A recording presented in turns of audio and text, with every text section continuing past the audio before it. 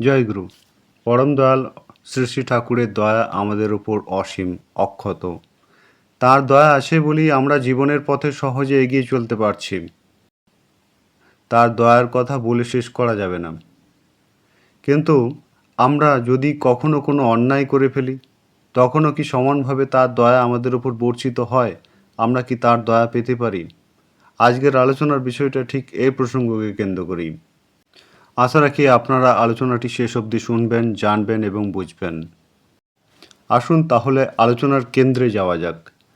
শ্রী শ্রী ঠাকুরকে এ বিষয় নিয়ে শরদ্দা নামক এক গুরুভাই একবার প্রশ্ন রেখেছিলেন, মানুষ যতই অন্যায় করুক না কেন, বিপন্ন অবস্থায় সে যদি অনন্যপায় হয়ে পরমপিতাকে ডাকে, তখন কি পরমপিতার বিশেষ দয়া পায় না?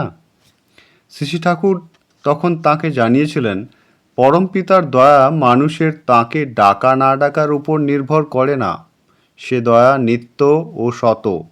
কিন্তু মানুষ যদি ব্যাকুল হয়ে তন্মুখী হয়, সেই একাগ্র আগ্রহের ফলে তার গ্রহণ ক্ষমতা ও একতান সক্রিয়তার সম্ভাব্যতা বেড়ে যায়। তার চলন হয় তখন নির্ভুল এবং তার ফলেই সে হয়তো পরিত্রাণ পায়, যদি পরিত্রাণ পাওয়ার মতো সুযোগ আদৌ থাকে। সেই জন্য দেখা যায় স্বভাবতই ভক্তি ও নতিসম্পন্ন যারা, তারা বিপদে আপদে নানাভাবে রক্ষা পায়। এর মূলে আছে কিন্তু তাদের অভিভূতিহীন আত্মসমর্পণের ভাব। অহমিকা বা প্রবৃত্তির অভিভূতি নিয়ে থাকলে মাথাটা নিরেট হয়ে থাকে। বিপদের মধ্যে ত্রাণসূত্র লুকিয়ে আছে কোথায় তা ধরতে পারে না।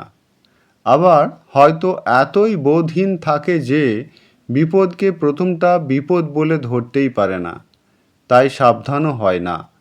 পরে জালে জড়িয়ে যায়, কিন্তু তখন আর নিস্তারের পথ থাকে না। আজকের আলোচনা এই পর্যন্তই। আপনারা সকলে সুস্থ থাকবেন, ভালো থাকবেন। আলোচনা প্রসঙ্গে চতুর্থ খণ্ড, পৃষ্ঠা 183। জয় গুরু।